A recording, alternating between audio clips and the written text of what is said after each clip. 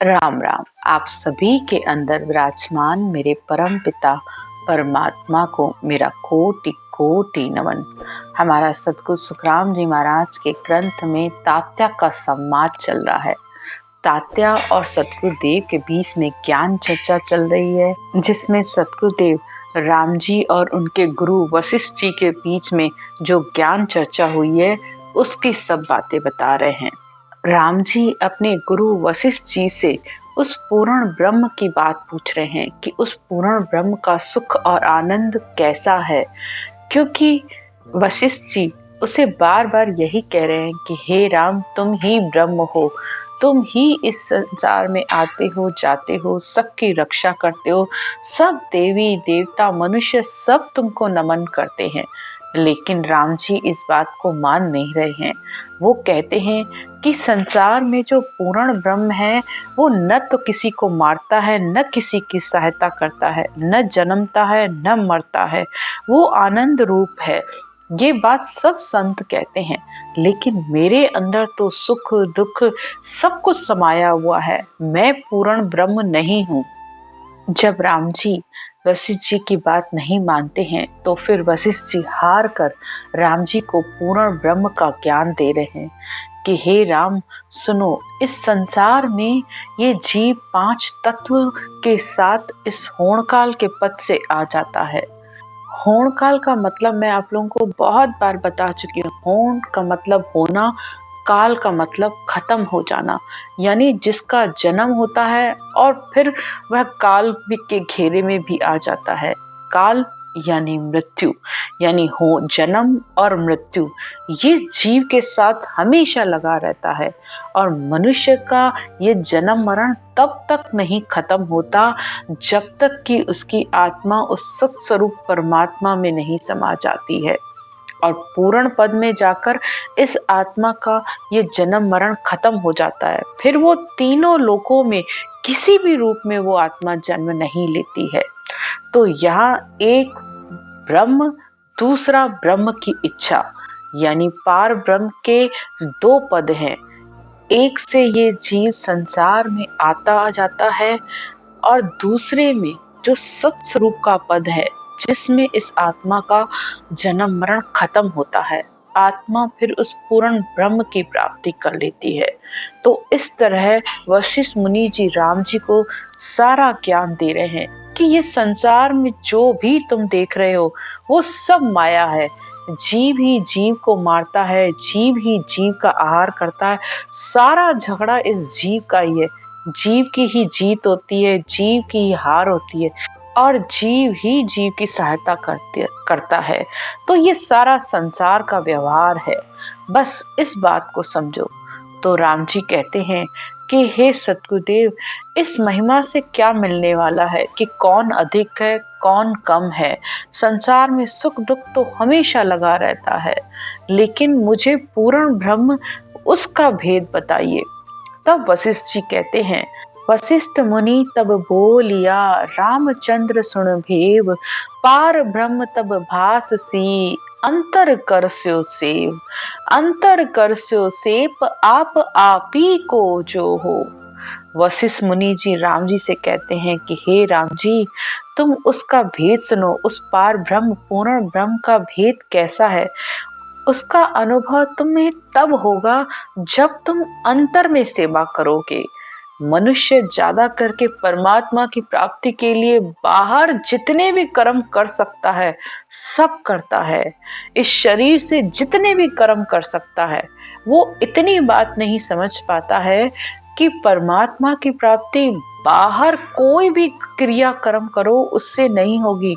उसकी सेवा अंदर ही करनी पड़ेगी, यानी अंदर ही इस श्वास में इस राम नाम को लेने पर जो कर्द शब्द प्रकट होता है, जिसे शब्द धुन भी कहते हैं, परमात्मा की धुन भी कहते हैं, ब्रह्म धुन भी कहते हैं, वो प्रकट होगी। वो उसके साथ ये आत्मा उस पूर्ण ब्रह्म में समाएगी। लेकिन मनुष्य हर समय परमात्मा के लिए यज्ञ करेगा, तीर्थ करेगा, हवन करेगा, मंत्र करेगा, सब कुछ बाहर करेगा। जितने भी कार्य करता है, सत्संग भी सुनेगा तो बाहर ही सुनेगा, बाहर ही छोड़ देगा, उसको अंतर में नहीं उतारेगा। उस सत्संग में क्या कहा जा रहा है इतना भी उसे ध्यान नहीं होता है। हाँ, वह भजन सुनेगा, बहुत मौज में रहेगा, साथ साथ गाएगा भी, नाचेगा भी, सब कुछ करेगा, लेकिन बस मन की मौज लेके और फिर वापस आ जाएगा। तो उस सत्संग में बैठ कर भी तुमने सत्संग कहाँ सुना? वहां भी तुमने इस मन को खुशी दी, इस शरीर को आनंद दिया और इंद्रियों का आनंद लेकर और खुश हो गए। जिस सत्संग में गए और उस सत्संग में जाने पर आपके अंदर ये सत्य प्रकट नहीं हुआ, तो फिर सत्संग में जाना न जाना आपका बराबर है। वही बात वशिष्ठ मुनि जी राम जी को समझा रहे हैं कि हे राम जी, राम राम यो शब्द अरद उरद विच खो, यानी इस राम नाम के शब्द को अरद उरद यानी लेती भी श्वास और छोड़ती भी श्वास, इस दोनों में इस राम नाम को लो।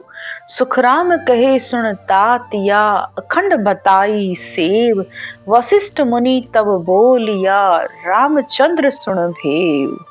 तो वशिष्ठ मुनि जी कह रहे हैं कि हे राम जी, इस राम नाम को इस श्वास उश्वास में लोगे तब उस परमात्मा की अखंड सेवा होगी। सेवा करना यानी रटना करना, सुमरन करना। जब तुम रात दिन इस नाम का सुमरन करोगे तब तुम्हें उस ब्रह्म, पूर्ण ब्रह्म का आभास होगा, तब उस पूर्ण ब्रह्म का तुम्हें अनुभव होगा। और उसको लेना कैसे है? सबसे पहले तो इस भेद की जानकारी करना जरूरी है। राम राम पूरा संसार कह रहा है, कोई बोलचाल में कह रहा है, कोई एक दूसरे से मिलने पर कह रहा है, लेकिन उसका भेद क्या है, विधि क्या है? सबसे महत्वपूर्ण बात ये है कि इस राम के नाम को लिया कैसे जाए। वशिष्ठ मुनि जी रामायण में भी इस बात को कह रहे हैं कि उस अर्ध उर्ध यानी श्वास उश्वास में इस नाम को लेना है, और वो भी कंठ और जीभ से। सबसे महत्वपूर्ण हमारे शरीर में ये कंठ है। परमात्मा ने एक मनुष्य को ही बोलने की ताकत दी है, तो इस बोलने की ताकत को तो समझिए। क्या पशु पक्षी जानवर कोई बोलता है क्या? अगर मनुष्य को बोलने की ताकत दी है, ये कंठ दिया है, तो उसकी कुछ तो वजह होगी कि परमात्मा को पाने के लिए भी मौन होके बैठ जाते हो और फिर कहते हो हमारे विचार नहीं खत्म होते हैं, हमारे संकल्प विकल्प नहीं खत्म होते हैं। तो इन संकल्प विकल्पों को, मन के विचारों को खत्म करने के लिए तुम कर क्या रहे हो? कुछ भी तो नहीं कर रहे हो। बार बार सत्संग में हम ये सुनते हैं कि सिमरन करो, नाम जप करो, उसी से तुम्हारी मुक्ति होगी। और जब सिमरन और नाम जप की बात आती है तो फिर मौन होके बैठ जाते हो, ध्यान समाधि लगा के बैठ जाते हो। तो विचार कैसे खत्म होंगे?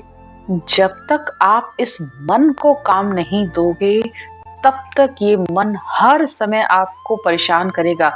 चाहे आप संसार के कार्य करो, चाहे परमार्थ का कार्य करो, दोनों में ये मन नहीं टिकने वाला है। तो इस मन को काम करना सिखाइए। शरीर से काम करना तो हर कोई सीख जाता है। एक बच्चे को भी पता होता है कि इन 5 इंद्रियों से काम कैसे लिया जाता है।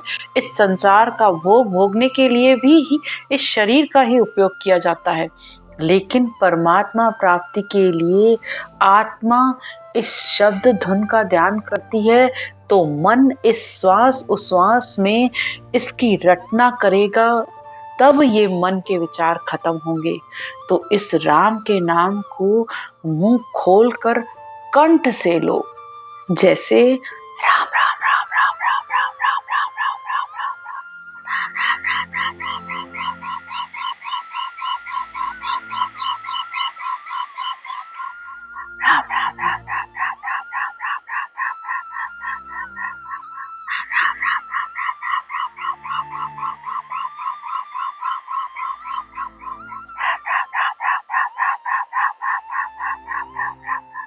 तो इस तरह इस राम के नाम को कंठ से, इस गले से आपको लेना है।